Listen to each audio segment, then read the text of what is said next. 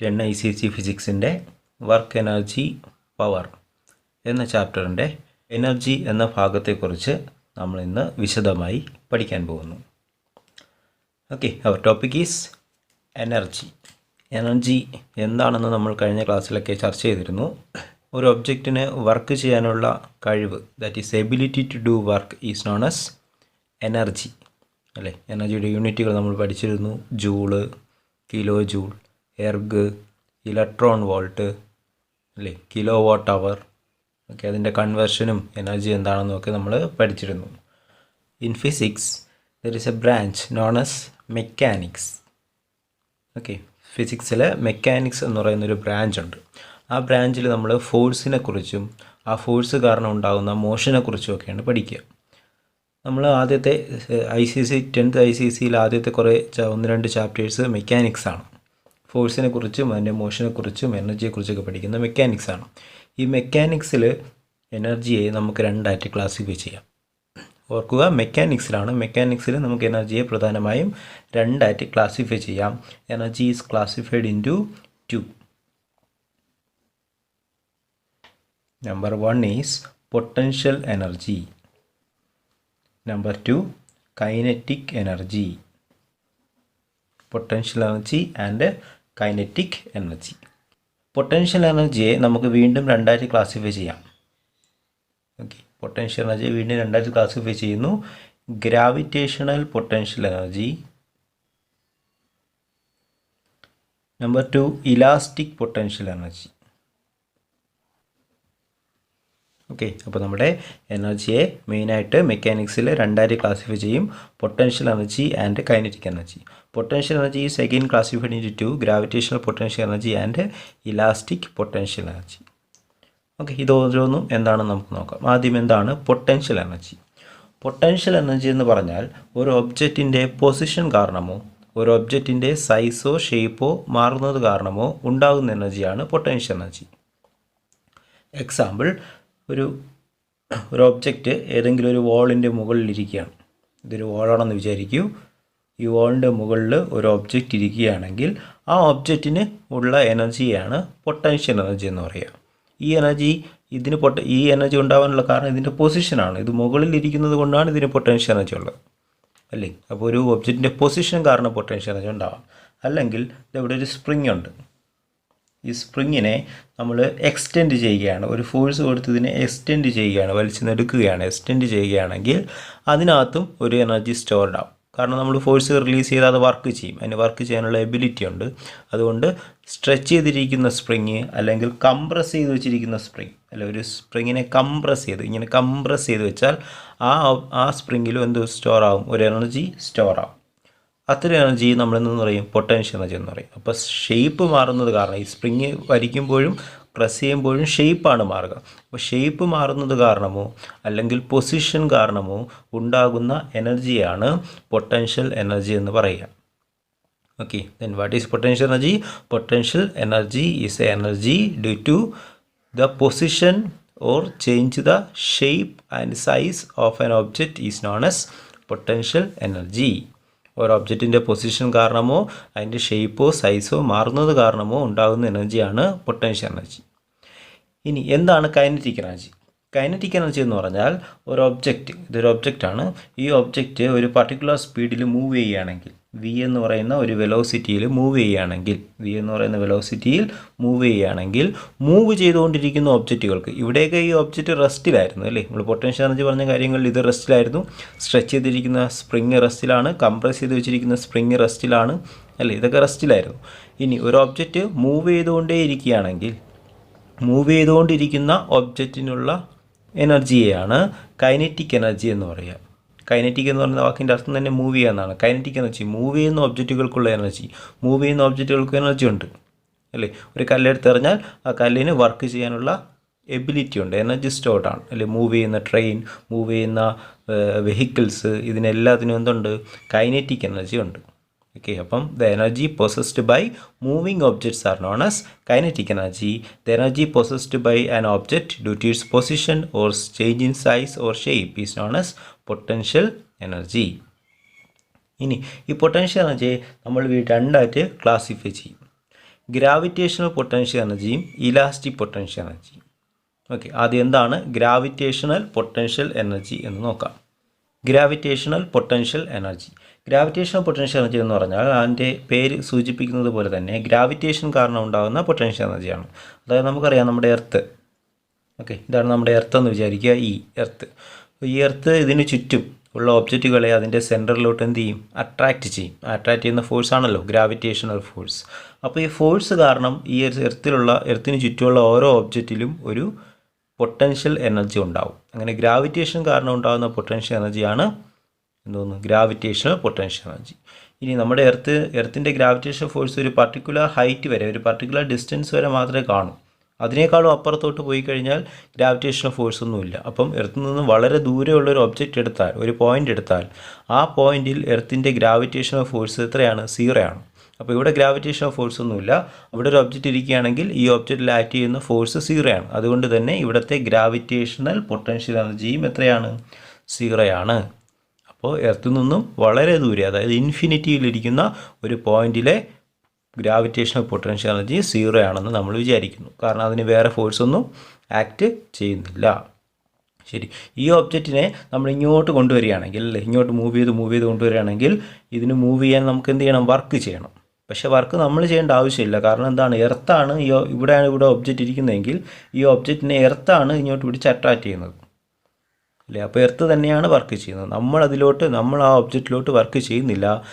എർത്താണ് ആ ഒബ്ജക്റ്റിലേക്ക് വർക്ക് ചെയ്യുന്നത്, അല്ലേ? അപ്പോൾ എർത്ത് ചെയ്യുന്ന വർക്ക് ചെയ്താൽ ആ വർക്ക് അതിലെന്തായിട്ട് സ്റ്റോർ ചെയ്യും? എനർജി ആയിട്ട് സ്റ്റോർ ചെയ്യും. ആ എനർജിയാണ് ഗ്രാവിറ്റേഷണൽ പൊട്ടൻഷ്യൽ എനർജി. അപ്പോൾ എർത്തിൻ്റെ ഫോഴ്സ് കാരണം ഈ ഒബ്ജക്റ്റ് ഇതുവരെ മൂവ് ചെയ്ത് ഇവിടെ എത്തുകയാണെങ്കിൽ ഇതുവരെ മൂവ് ചെയ്യിപ്പിക്കാൻ എർത്ത് ചെയ്ത വർക്ക് എത്രയാണോ അതാണ് ഗ്രാവിറ്റേഷണൽ പൊട്ടൻഷ്യൽ എനർജി, അല്ലേ? അപ്പോൾ ഇത് എർത്തല്ലേ ചെയ്ത വർക്ക്, നമ്മളല്ലല്ലോ. നമ്മൾ ആ ഒബ്ജക്റ്റിലോട്ട് ചെയ്തല്ല, ഒബ്ജക്റ്റ് തന്നെ മൂവ് ചെയ്ത് പോവുകയാണ്. അതുകൊണ്ട് ഇവിടുത്തെ പൊട്ടൻഷ്യൽ എനർജി എന്ന് പറയുന്നത് എന്തായിരിക്കും? നെഗറ്റീവ് എന്നാണ് എടുക്കുക. ഓക്കെ, ഇനി ഈ ഗ്രാവിറ്റേഷൻ ഫോഴ്സിനെതിരെ നമ്മൾ മുകളിലോട്ടാണ് ഇതിനെ മൂവ് ചെയ്യിപ്പിക്കുന്നതെങ്കിൽ നമുക്ക് ആ ഒബ്ജക്റ്റിലോട്ട് വർക്ക് ചെയ്യേണ്ടി വരും. ഈ ഗ്രാവിറ്റേഷണൽ ഫോഴ്സിനെതിരെ നമുക്ക് ആ ഒബ്ജക്റ്റിനെ മൂവ് ചെയ്യിപ്പിച്ച് മുകളിലോട്ട് കൊണ്ടുപോകേണ്ടി വരും. ആ സിറ്റുവേഷനിൽ നമ്മൾ ആ ഒബ്ജക്റ്റിൽ വർക്ക് ചെയ്യുകയാണ്. അപ്പോൾ നമ്മൾ ചെയ്യുന്ന വർക്ക് അതിൽ പൊട്ടൻഷ്യൽ എനർജി സ്റ്റോർ ആവും. പക്ഷേ അത് നെഗറ്റീവ് അല്ല, അത് പോസിറ്റീവ് ആയിരിക്കും. ഓക്കെ, അപ്പോൾ ഈ 2 പോയിന്റുകൾ ശ്രദ്ധിക്കുക. എർത്തിൽ നിന്നും വളരെ ഇൻഫിനിറ്റിയിലുള്ള ഒരു പോയിന്റിൽ ഗ്രാവിറ്റേഷണൽ പൊട്ടൻഷ്യൽ എനർജി 0 ആയിരിക്കും. എർത്തിൻ്റെ അടുത്തടുത്തോട്ട് വരുന്തോറും അതിൻ്റെ ഗ്രാവിറ്റേഷൻ പൊട്ടൻഷ്യൽ എനർജി കൂടി വരും. പക്ഷേ കൂടുക എന്ന് പറഞ്ഞാൽ നെഗറ്റീവായിട്ടാണ് കൂടുക. എക്സാമ്പിൾ, ഇവിടുത്തെ ഗ്രാവിറ്റേഷണൽ പൊട്ടൻഷ്യൽ എനർജി -5 ജൂൾ ആണെങ്കിൽ ഇവിടുത്തെ ഗ്രാവിറ്റേഷൻ പൊട്ടൻഷ്യൽ എനർജി -100 ജൂൾ ആയിരിക്കും. മാത്തമാറ്റിക്കലി പറഞ്ഞാൽ എവിടെയാണ് പൊട്ടൻഷ്യൽ എനർജി കൂടുതലെന്ന് ചോദിച്ചാൽ ഇവിടെയാണ്. കാരണം -5 ആണ് -100-നേക്കാളും വലുത്. അതായത് മുകളിലോട്ട് പോകുന്തോറും പൊട്ടൻഷ്യൽ എനർജി കൂടുകയാണ്.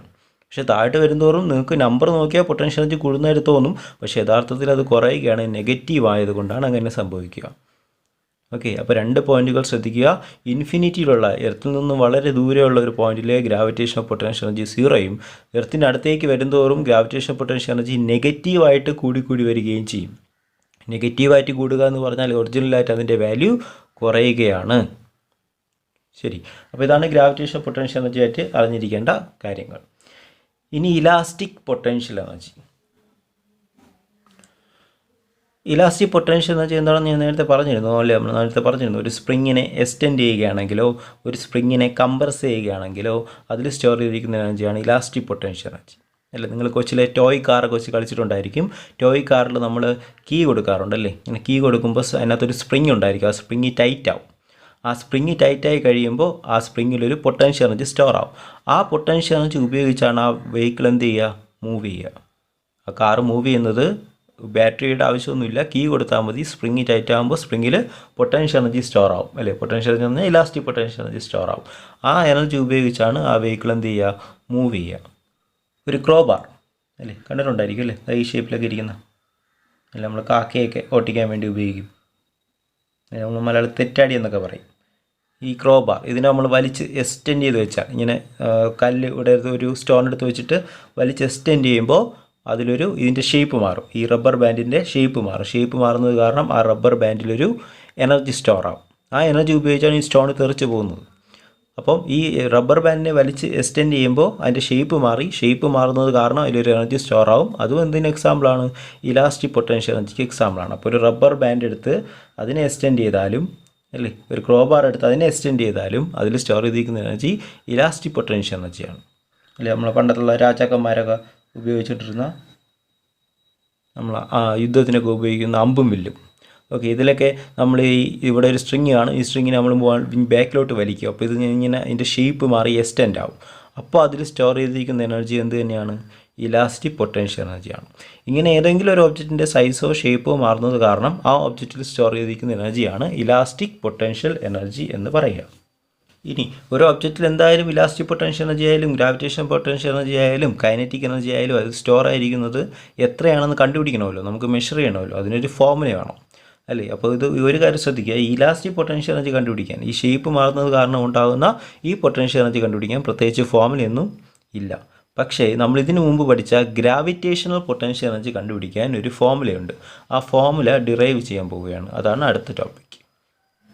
ഗ്രാവിറ്റേഷണൽ പൊട്ടൻഷ്യൽ എനർജി, എർത്തിലെ ഗ്രാവിറ്റേഷണൽ പൊട്ടൻഷ്യൽ എനർജി കണ്ടുപിടിക്കാനുള്ള ഫോർമുല. ഈ ഫോർമുല ഡിറൈവ് ചെയ്തിരിക്കുന്നത് എർത്തിൻ്റെ സർഫസിൽ പൊട്ടൻഷ്യൽ എനർജി എത്രയാണെന്ന് അസ്യൂം ചെയ്യുന്നു? 0 ആണെന്ന് അസ്യൂം ചെയ്യുന്നു. എർത്തിൻ്റെ സർഫസിൽ പൊട്ടൻഷ്യൽ എനർജി 0 ആണ്. ഒറിജിനലായിട്ട് 0 ഒന്നുമല്ല, നമ്മൾ ദൂരെയാണ് 0 എന്ന് എടുത്തത്. അടുത്തടുത്തോട്ട് വരുന്നതോറും പൊട്ടൻഷ്യൽ എനർജി കുറഞ്ഞ് നെഗറ്റീവ് സംതിങ് ആയിരിക്കും. എർത്തിലെത്തുമ്പോൾ നമ്മൾ പൊട്ടൻഷ്യൽ എനർജി നമുക്ക് ഇഷ്ടമുള്ളിടത്ത് 0 ആയിട്ട് അസ്യൂം ചെയ്യാൻ സാധിക്കും. അതുകൊണ്ട് എർത്തിൻ്റെ സർഫസിലെ പൊട്ടൻഷ്യൽ എനർജി 0 ആണെന്ന് വിചാരിക്കുക. അപ്പോൾ ഇവിടെ നിന്നും ഒരു ഒബ്ജക്റ്റിനെ, എർത്തിൻ്റെ സർഫസിൽ നിന്നും ഒരു ഒബ്ജക്റ്റിനെ മുകളിലോട്ട് ഉയർത്തുകയാണ്. ഓക്കെ, മുകളിലോട്ട് ഉയർത്തുകയാണെങ്കിൽ നിങ്ങൾക്കറിയാം, ഒരു ഒബ്ജക്റ്റിലെ മുകളിലോട്ട് മാസമുള്ള ഒരു ഒബ്ജക്റ്റിനെ മുകളിലോട്ട് ഉയർത്തണമെങ്കിൽ ഈ മാസമുള്ള ഒബ്ജക്റ്റിൻ്റെ വെയിറ്റ് എന്ന് പറയുന്നത് mg ആണല്ലോ. ആ mg ആണ് അതിൽ ആക്ട് ചെയ്യുന്ന ഫോഴ്സ്, അല്ലേ. വെയിറ്റ് എന്താണെന്ന് നിങ്ങൾക്ക് അറിയാമായിരിക്കും. വെയിറ്റ് എന്ന് പറഞ്ഞാൽ എന്താണ്? ഒരു ഒബ്ജക്റ്റിനെ എർത്ത് അട്രാക്റ്റ് ചെയ്യുന്ന ഫോഴ്സിനെ തന്നെയാണ് വെയിറ്റ് എന്ന് പറയുക. അപ്പോൾ ഇത്രയും mg എന്ന് പറയുന്ന ഫോഴ്സിലായിരിക്കും എർത്ത് ഇതിനെ അട്രാക്റ്റ് ചെയ്യുക. അപ്പോൾ ഇതിനെ മുകളിലോട്ട് ഉയർത്തണമെങ്കിൽ നിങ്ങൾ അത്രയും ഫോഴ്സ് തന്നെ മുകളിലോട്ട് കൊടുക്കണം. അപ്പോൾ നിങ്ങൾ കൊടുക്കേണ്ട ഫോഴ്സ് എത്രയാണ്? mg. ഇനി നിങ്ങൾ ഇതിനെ ഉയർത്തിയ ഹൈറ്റ് h ആണെങ്കിൽ നിങ്ങൾ ചെയ്ത വർക്ക് എന്ന് പറയുന്നത് ഒരു ഒബ്ജക്റ്റിനെ എർത്തിൻ്റെ സർഫസിൽ നിന്നും മുകളിലോട്ട് ഉയർത്താൻ, h ഹൈറ്റ് ഉയർത്താൻ നമ്മൾ ചെയ്യുന്ന വർക്ക് എന്ന് പറയുന്നത് ഫോഴ്സ് ഇൻറ്റു ഡിസ്പ്ലേസ്മെൻ്റ് ആണ്. ഫോഴ്സ് എന്ന് പറയുന്നത് നമ്മൾ കൊടുക്കേണ്ടത് അതിൻ്റെ വെയിറ്റ് എത്രയാണോ അത്രയും ഫോഴ്സ് കൊടുക്കണം. mg ആണ് ഫോഴ്സ്. ഡിസ്പ്ലേസ്മെൻ്റ് എന്ന് പറയുന്നത് നമ്മൾ ഉയർത്തുന്ന ഹൈറ്റ്, അല്ലേ. നമ്മൾ മുമ്പത്തെ സെക്ഷനിൽ പഠിച്ച ഫോർമുല തന്നെയാണ്. ഒരു ഒബ്ജക്റ്റിനെ മുകളിലോട്ട് ഉയർത്തുമ്പോൾ ചെയ്യേണ്ട വർക്ക് കണ്ടുപിടിക്കേണ്ട ഫോർമുല mgh ആണ്. അപ്പോൾ ഈ വർക്ക്, നമ്മൾ ഈ ഒബ്ജക്റ്റിൽ ചെയ്യുന്ന ഈ വർക്കാണ് അതിലെന്തായിട്ട് സ്റ്റോർ ചെയ്യുക? എനർജി ആയിട്ട് സ്റ്റോർ ചെയ്യുക. ആ എനർജിയാണ് പൊട്ടൻഷ്യൽ എനർജി. അപ്പോൾ നിങ്ങൾ നേരത്തെ ഒരു ഒബ്ജക്റ്റിനെ മുകളിലോട്ട് ഉയർത്തുമ്പോൾ ചെയ്യുന്ന വർക്ക് കണ്ടുപിടിക്കേണ്ട ഫോർമുല mgh തന്നെയാണ്. h ഹൈറ്റിലിരിക്കുന്ന, എർത്തിൻ്റെ സർഫസിൽ നിന്നും h ഹൈറ്റിലൊരു ഒബ്ജക്റ്റ് ഇരിക്കുകയാണെങ്കിൽ ആ ഒബ്ജക്റ്റിന് പൊട്ടൻഷ്യൽ എനർജി ഉണ്ടായിരിക്കും. പൊട്ടൻഷ്യൽ എനർജി റെപ്രസെൻ്റ് ചെയ്യുന്ന ലെറ്ററാണ് ക്യാപിറ്റൽ ലെറ്റർ U. അപ്പോൾ പൊട്ടൻഷ്യൽ എനർജി കണ്ടുപിടിക്കേണ്ട ഫോർമുലയും എന്ത് തന്നെയാണ്? mgh തന്നെയാണ്. കാരണം ഒരു ഒബ്ജക്റ്റ് നിങ്ങൾ ചെയ്യുന്ന വർക്ക് എത്രയാണോ ആ വർക്ക് തന്നെയാണ് അതിൽ പൊട്ടൻഷ്യൽ എനർജി ആയിട്ട് സ്റ്റോർ ചെയ്യുക. അതുകൊണ്ട് പൊട്ടൻഷ്യൽ എനർജി കണ്ടുപിടിക്കേണ്ട ഫോർമുല U = mgh ആണ്. ഓക്കെ, മറക്കരുത്. വളരെ വളരെ ഇമ്പോർട്ടൻ്റ് ഉള്ള ഫോർമുലയാണ്. ഒരു എർത്തിൻ്റെ സർഫസിൽ നിന്നും h ഹൈറ്റിലിരിക്കുന്ന ഒരു ഒബ്ജക്റ്റിൻ്റെ പൊട്ടൻഷ്യൽ എനർജി കണ്ടുപിടിക്കേണ്ട ഫോർമുല mgh ആണ്. g എന്താണെന്ന് നിങ്ങൾക്ക് അറിയാമല്ലോ, acceleration due to gravity, m mass, h height. Okay, ഈ പൊട്ടൻഷ്യൽ എനർജിയും കൈനറ്റിക് എനർജിയും എല്ലാം എനർജികളാണ്. ഇതിൻ്റെ എല്ലാം യൂണിറ്റ് എന്താണ്?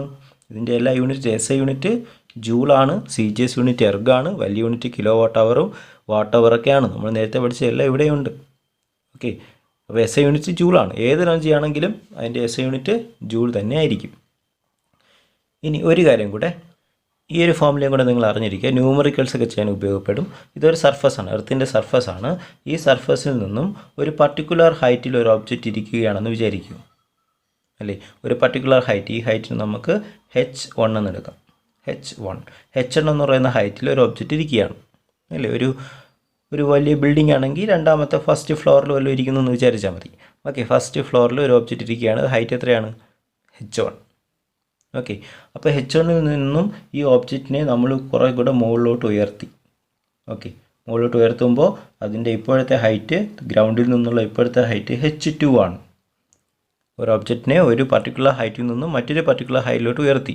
അപ്പോൾ നിങ്ങൾക്കറിയാം ഇവിടെ ഇരിക്കുമ്പോൾ പൊട്ടൻഷ്യൽ എനർജി കുറവായിരിക്കും. കാരണം പൊട്ടൻഷ്യൽ എനർജി കണ്ടുപിടിക്കേണ്ട ഫോർമുല mgh ആണല്ലോ. എം ഇതിൻ്റെ മാസ്സാണ്, അത് കൂടുകയില്ല കുറയില്ല, കോൺസ്റ്റൻ്റ് ആണ്. ജിയും കോൺസ്റ്റൻ്റ് ആണ്. മാറുന്നത് എന്താണ്? ഹൈറ്റാണ്. ഹൈറ്റ് കൂടുന്നതിനനുസരിച്ച് പൊട്ടൻഷ്യൽ എനർജി എന്ത് ചെയ്യും? കൂടും. ഹൈറ്റ് കുറയുന്നതിനനുസരിച്ച് പൊട്ടൻഷ്യൽ എനർജി കുറയും. ഓക്കെ, അങ്ങനെ മാറിക്കൊണ്ടിരിക്കും. അപ്പോൾ u = mgh ആണെങ്കിൽ ഹൈറ്റ് കൂടുന്നതിനനുസരിച്ച് പൊട്ടൻഷ്യൽ എനർജി കൂടുകയും ഹൈറ്റ് കുറയുന്നതിനനുസരിച്ച് പൊട്ടൻഷ്യൽ എനർജി കുറയുകയും ചെയ്യും. നമുക്കിവിടെ കണ്ടുപിടിക്കേണ്ടത് ഈ ഒബ്ജക്റ്റിനെ ഇവിടെ നിന്ന് ഇവിടെ എത്തിച്ചപ്പോൾ പൊട്ടൻഷ്യൽ എനർജി എത്ര കൂടി, ചേഞ്ച് ഇൻ പൊട്ടൻഷ്യൽ എനർജി കണ്ടുപിടിക്കണം. അപ്പോൾ ചേഞ്ച് ഇൻ പൊട്ടൻഷ്യൽ എനർജി എങ്ങനെയാണ്? ഏറ്റവും മുകളിലിരിക്കുമ്പോഴായിരിക്കും പൊട്ടൻഷ്യൽ എനർജി കൂടുതൽ. അപ്പോൾ അവിടുത്തെ പൊട്ടൻഷ്യൽ എനർജി നമുക്ക് u2 എന്നെടുക്കാം. ഇവിടുത്തെ പൊട്ടൻഷ്യൽ എനർജിയെ u1 അല്ലേ. h2 ഹൈറ്റിലിരിക്കുമ്പോൾ u2, h1 ഹൈറ്റിലിരിക്കുമ്പോൾ u1. അപ്പോൾ കൂടുതൽ u2 ആണല്ലോ. അപ്പോൾ വലുതിൽ നിന്നും ചെറുത് കുറയ്ക്കുക. u2 - u1, അതായത് mgh2 - mgh1. mg നമുക്ക് കോമൺ ആയിട്ട് എടുക്കാമല്ലോ. mg × h2 - h1 എന്നെഴുതാം. ഇതാണ് ചേഞ്ച് ഇൻ പൊട്ടൻഷ്യൽ എനർജി കണ്ടുപിടിക്കേണ്ട ഫോർമുല. അപ്പോൾ ഈ ഫോർമുല ഓർത്ത് വയ്ക്കുക, ന്യൂമറിക്കൽസിലൊക്കെ ഉപയോഗപ്പെടും. ഒരു ഒബ്ജക്റ്റിനെ ഒരു പർട്ടിക്കുലർ ഹൈറ്റിൽ നിന്നും മറ്റൊരു പർട്ടിക്കുലർ ഹൈറ്റിലോട്ട് റൈസ് ചെയ്യുകയാണെങ്കിലോ അല്ലെങ്കിൽ മുകളിലുള്ള ഒരു പർട്ടിക്കുലർ ഹൈറ്റിൽ നിന്നും താഴോട്ട് കൊണ്ടുവരികയാണെങ്കിലോ ചേഞ്ച് ഇൻ പൊട്ടൻഷ്യൽ എനർജി കണ്ടുപിടിക്കാൻ mg ഇത് മാത്രം പഠിച്ചാൽ മതി. mg × ചേഞ്ച് ഇൻ ഹൈറ്റ്, അതായത് വലിയ ഹൈറ്റിൽ നിന്നും ചെറിയ ഹൈറ്റ് കുറയ്ക്കുക. ഓക്കെ, ചെറിയ ഹൈറ്റിൽ നിന്ന് വലിയൊരു ഹൈറ്റ് കുറയ്ക്കരുത്. വലിയ ഹൈറ്റ് h2 വലുതാണെങ്കിൽ h2 നിന്ന് h1 കുറയ്ക്കുക, h1 വലുതാണെങ്കിൽ h1 നിന്ന് h2 കുറയ്ക്കുക. അപ്പോൾ ഇത് ഓർത്ത് വയ്ക്കുക. ചേഞ്ച് ഇൻ പൊട്ടൻഷ്യൽ എനർജി കണ്ടുപിടിക്കേണ്ട ഫോർമുല mg × വലിയ ഹൈറ്റ് മൈനസ് ചെറിയ ഹൈറ്റ്. ഓക്കെ, ഇനി നമുക്ക് പഠിക്കാനുള്ളത് കൈനറ്റിക് എനർജിയാണ്. അത് മറ്റൊരു വീഡിയോയിൽ നമുക്ക് ഡിസ്കസ് ചെയ്യാം. പൊട്ടൻഷ്യൽ എനർജിയെക്കുറിച്ചുള്ള കാര്യങ്ങളെല്ലാം നിങ്ങൾക്ക് മനസ്സിലായെന്ന് വിചാരിക്കുന്നു. ഞാനൊന്ന് കൺക്ലൂഡ് ചെയ്യാം. പൊട്ടൻഷ്യൽ എനർജി എന്ന് പറഞ്ഞാൽ ഒരു ഒബ്ജക്റ്റിൻ്റെ പൊസിഷൻ കാരണമോ അല്ലെങ്കിൽ ചേഞ്ച് ഇൻ സൈസോ ഷേപ്പോ കാരണം ഉണ്ടാകുന്ന എനർജിയാണ് പൊട്ടൻഷ്യൽ എനർജി എന്ന് പറയുക. ഇനി രണ്ടായിട്ട് ക്ലാസിഫൈ ചെയ്യാം. ഗ്രാവിറ്റേഷണൽ പൊട്ടൻഷ്യൽ എനർജിയും ഇലാസ്റ്റിക് പൊട്ടൻഷ്യൽ എനർജിയും. ഗ്രാവിറ്റേഷണൽ പൊട്ടൻഷ്യൽ എനർജി കണ്ടുപിടിക്കേണ്ട ഫോർമുലയാണ് നമ്മളിപ്പോൾ പഠിച്ചത്, u = mgh. Elastic potential energy കണ്ടുപിടിക്കാൻ പ്രത്യേകിച്ച് ഫോർമുലയൊന്നും ഇല്ല. ഇനി ഒരു ഒബ്ജക്റ്റിനെ ഒരു പർട്ടിക്കുലർ ഹൈറ്റിൽ നിന്നും മറ്റൊരു പർട്ടിക്കുലർ ഹൈറ്റിലോട്ട് ഉയർത്തുകയാണെങ്കിൽ ചേഞ്ച് ഇൻ പൊട്ടൻഷ്യൽ എനർജി അല്ല, ചേഞ്ച് ഇൻ പൊട്ടൻഷ്യൽ എനർജി കണ്ടുപിടിക്കാൻ mg × h2 - h1 ആണ്. ഇതിൽ ശ്രദ്ധിക്കേണ്ട കാര്യം h2 എപ്പോഴും വലുതും h1 എപ്പോഴും ചെറുതുമായിരിക്കണം. ഇനി പൊട്ടൻഷ്യൽ എനർജി ആയാലും കൈനറ്റിക് എനർജി ആയാലും ഏത് എനർജി ആയാലും ഇതിൻ്റെ എല്ലാ യൂണിറ്റ് SI യൂണിറ്റ് ജൂളാണ്. ഓക്കെ, ഈ ക്ലാസ് മനസ്സിലായെന്ന് വിചാരിക്കുന്നു. നിങ്ങളുടെ ഡൗട്ടുകളും നിങ്ങളുടെ അഭിപ്രായങ്ങളും കമൻറ്റ് ബോക്സിൽ പങ്കുവയ്ക്കുക. ഈ ചാനൽ വരുന്ന വീഡിയോകൾ തുടർന്ന് ലഭിക്കാനായി ഈ ചാനൽ സബ്സ്ക്രൈബ് ചെയ്യുമല്ലോ.